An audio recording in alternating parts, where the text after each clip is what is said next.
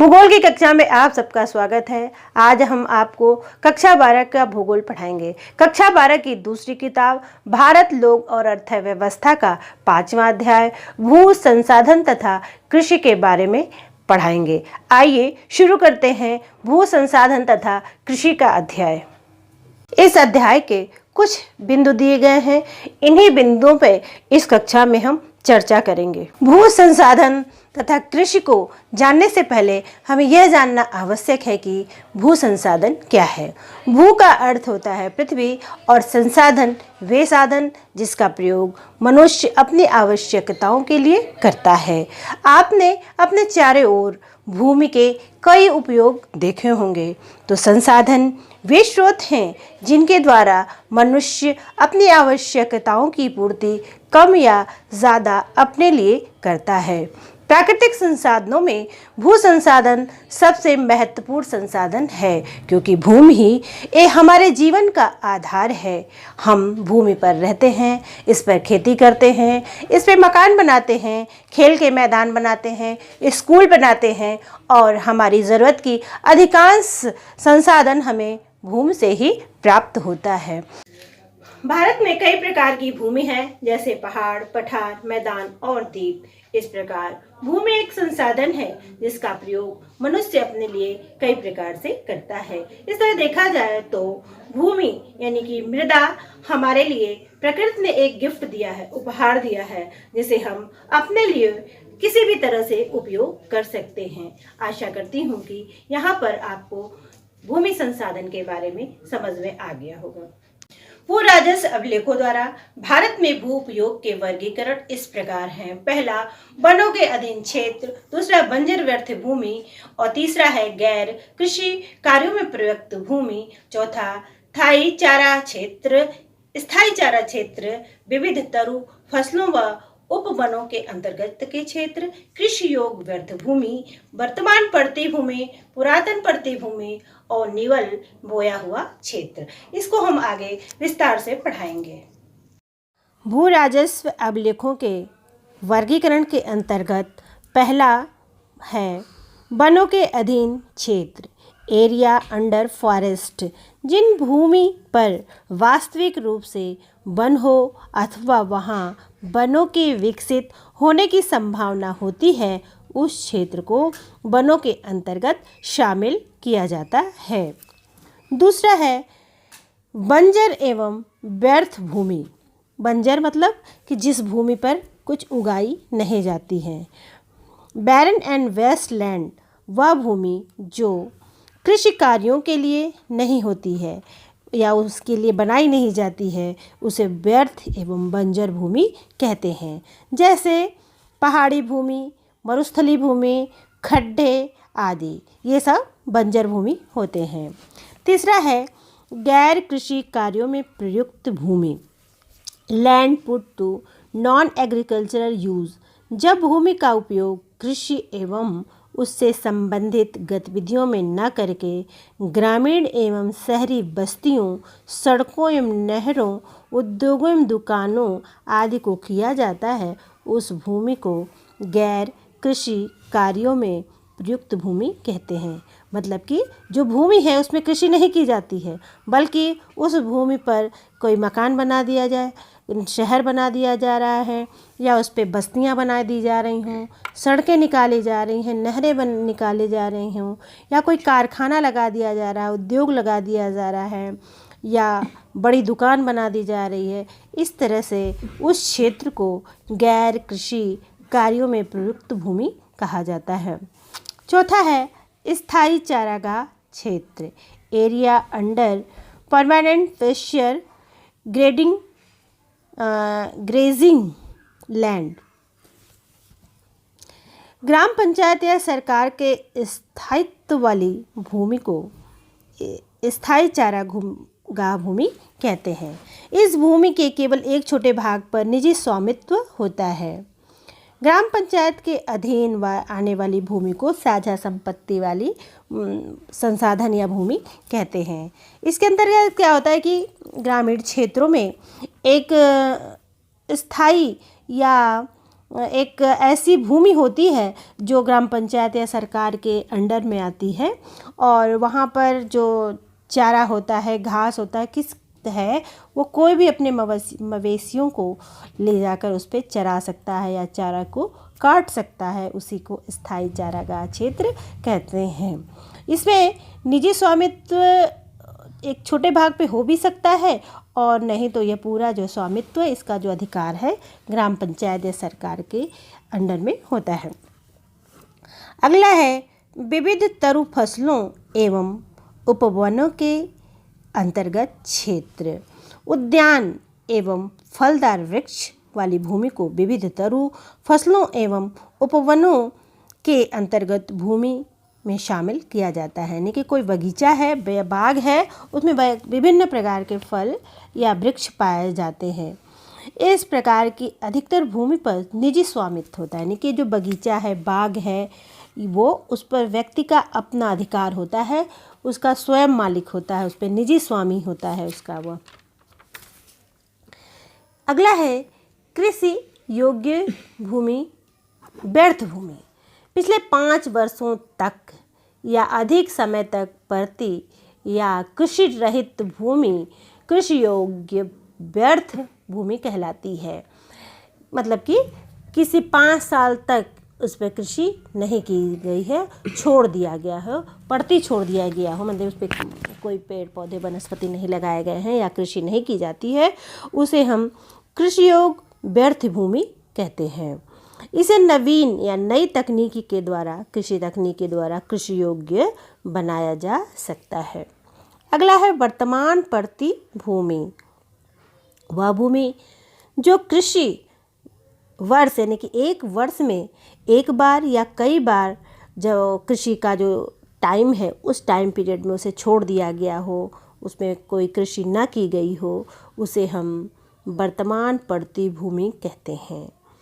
इसकी गुणवत्ता बनाए रखने के लिए प्राकृतिक रूप से भूमि की तीव्र उर्वरता को वापस लाने के लिए इस भूमि को खाली छोड़ दिया जाता है या पड़ती छोड़ दिया जाता है, ताकि अगली बार जब हम कृषि करें तो हमारी जो कृषि हो स्वस्थ हो और अधिक उपजाऊ बने।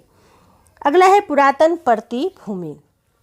यदि कोई भूमि 5 वर्ष के लिए या इससे अधिक समय के लिए खाली छोड़ दिया जाता है तो उस भूमि को कृषि योग्य व्यर्थ भूमि वर्ग में शामिल किया जाता है। अगला है निवल बोया गया क्षेत्र। वह भूमि जिस पर फसलें उगाई एवं काटी जाती हैं उसे हम निवल बोया हुआ क्षेत्र कहते हैं। भारत में भू उपयोग परिवर्तन। किसी क्षेत्र में भू उपयोग अधिकतर वहां की आर्थिक क्रियाओं की प्रवृत्ति पर निर्भर है। यद्यपि हम समय के साथ साथ आर्थिक क्रियाओं में बदलाव आता है, लेकिन भूमि अन्य बहुत से संसाधनों की भांति क्षेत्रफल की दृष्टि से स्थायी रहते हैं। हमें भू उपयोग को प्रभावित करने वाले अर्थव्यवस्था के 3 परिवर्तन को समझना चाहिए, जो इस प्रकार से हैं। पहला, अर्थव्यवस्था के आकार। दूसरा, अर्थव्यवस्था की संरचना। और तीसरा, कृषि क्रियाकलाप का अर्थव्यवस्था में योगदान। भारत में भू उपयोग परिवर्तन के अंतर्गत पहला है अर्थव्यवस्था का आकार। अर्थव्यवस्था का आकार के अंतर्गत अर्थव्यवस्था को उत्पादित वस्तुओं तथा सेवाओं के मूल्य के संदर्भ में जाना जाता है। अर्थव्यवस्था का आकार समय के साथ बढ़ता है, जो बढ़ती हुई जनसंख्या, बदलते आय स्तर और उपलब्ध तकनीकी तथा इसी प्रकार के अन्य कारकों पर निर्भर करता है। यानी जो हमारी अर्थव्यवस्था है वो जनसंख्या के आकार पर बदलती रहती है। यानी कि जनसंख्या जब अधिक होगी तो हर चीज़ की डिमांड होगी, और हमारी जो डिमांड की पूर्ति इसी अर्थव्यवस्था से ही पूरी हो पाती है। दूसरा है अर्थव्यवस्था की संरचना। समय के साथ साथ अर्थव्यवस्था की संरचना में बदलाव आने लगता है। यानी कि जैसे जैसे समय बदलता जाएगा, जो हमारी अर्थव्यवस्था बनी हुई है उसमें धीरे धीरे समय के अनुसार बदलाव आता है। पहला, प्राथमिक सेक्टर की तुलना में समय के साथ द्वितीयक तथा तृतीयक सेक्टरों में अधिक तेजी से वृद्धि हुई है। यानी कि कृषि कार्य को छोड़ के लोग शहरों में, उद्योगों में या अन्य कार्यों में कार्य करना पसंद करने लगे हैं। यह तेजी से बढ़ने लगा है। इस प्रक्रिया में कृषि भूमि का उपयोग धीरे धीरे गैर कृषि कार्यों में होने लगा है। यानी कि जो कृषि योग भूमि है, खेती है, लोग कम करने लगे हैं और खेती पे दूसरे काम, कारखाने लगाना, उद्योग लगाना, मकान बनाना, इमारत बनाना, इस तरह के कार्य कृषि भूमि पर अधिक होने लगा है और नगरों का विस्तार करना इस तरह से आगे की ओर बढ़ने लगा है और कृषि का जो कार्य क्षेत्र है वो घटने लगा है। तीसरा है कृषि भूमि पर बढ़ता दबाव।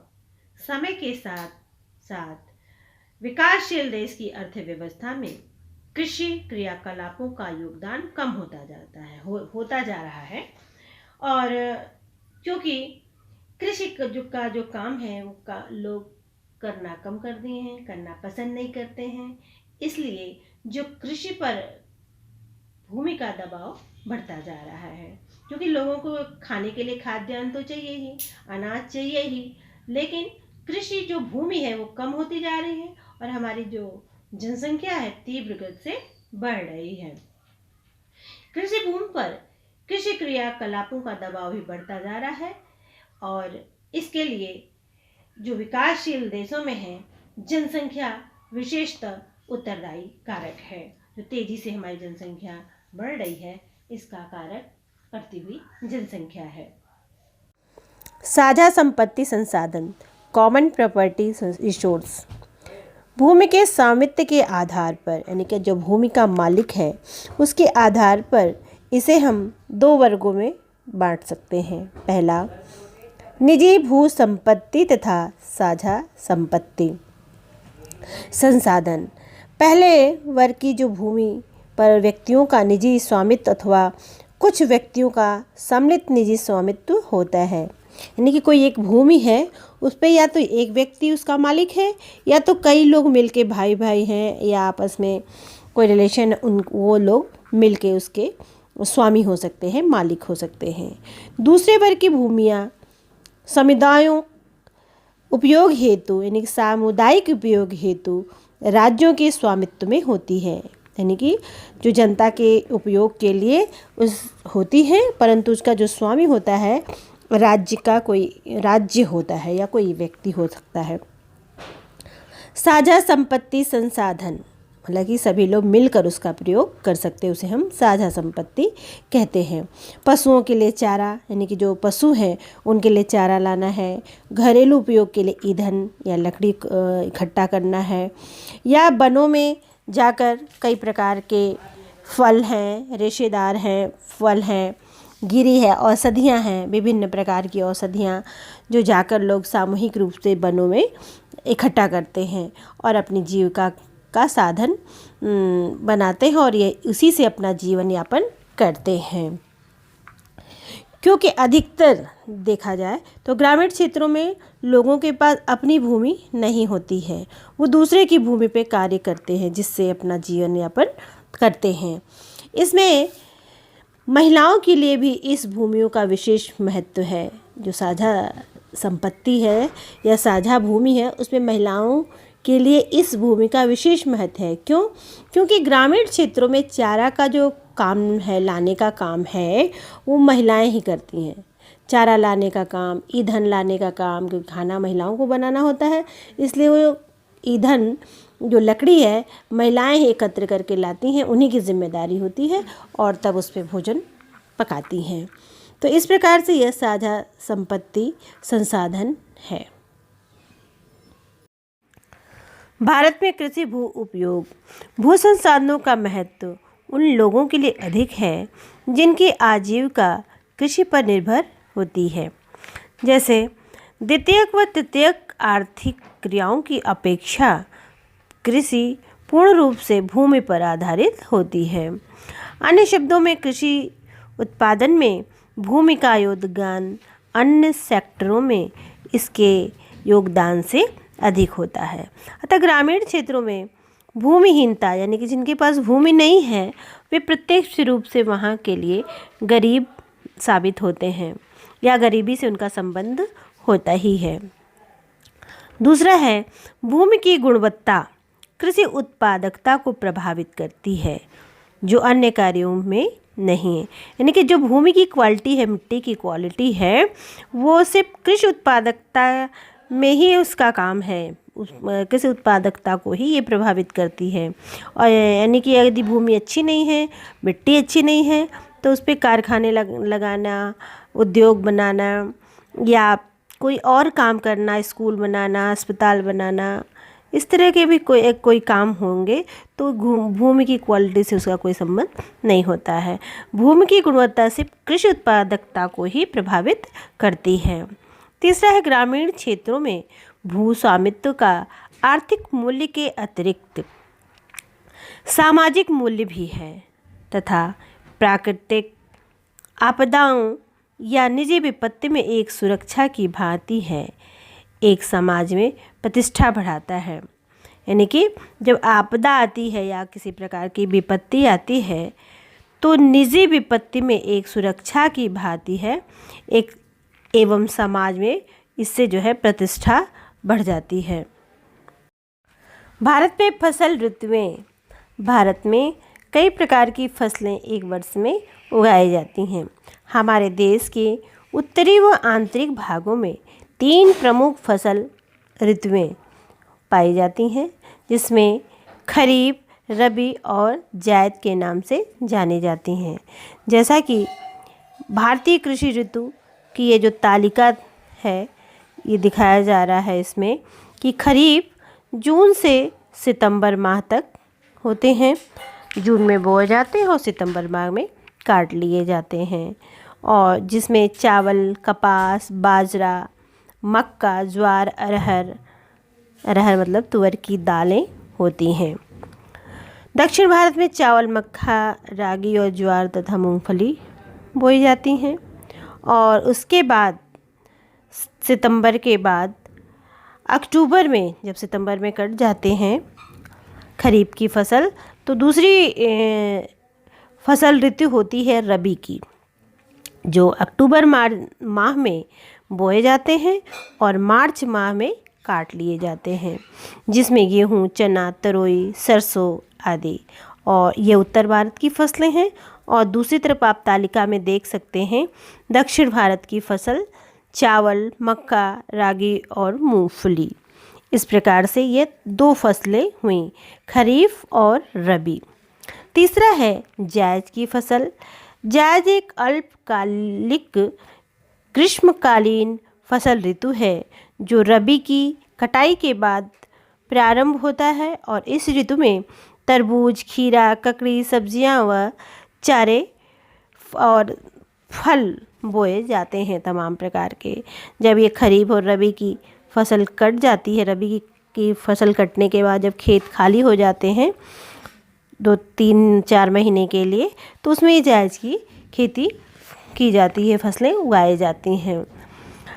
कृषि सिंचित भूमि पर की जाती है, जो ये सब्जियां व चारों की फसलों की कृषि सिंचित भूमि पे की जाती है, जो सिंचाई वाली भूमि है उस पर की जाती है। यद्यपि इस प्रकार की अलग प्रकार की जो फसल ऋतुएं हैं देश के दक्षिणी भागों में नहीं पाई जाती है। जो जायद की फसल है, ये इसमें वनस्पति, सब्जियां, फल, ये जो चारे हैं ये दक्षिण भारत में नहीं पाया जाता है, उत्तर भारत में ये ज़्यादा पाया जाता है। तरबूज, खीरा, ककड़ी, सब्जियां ये जो है जायद की फसल में बोई जाती हैं। इस प्रकार देखा जाए तो ये भारत के में 3 प्रकार की फसलें एक कृषि वर्ष में उगाई जाती हैं, रबी, खरीफ और जायद।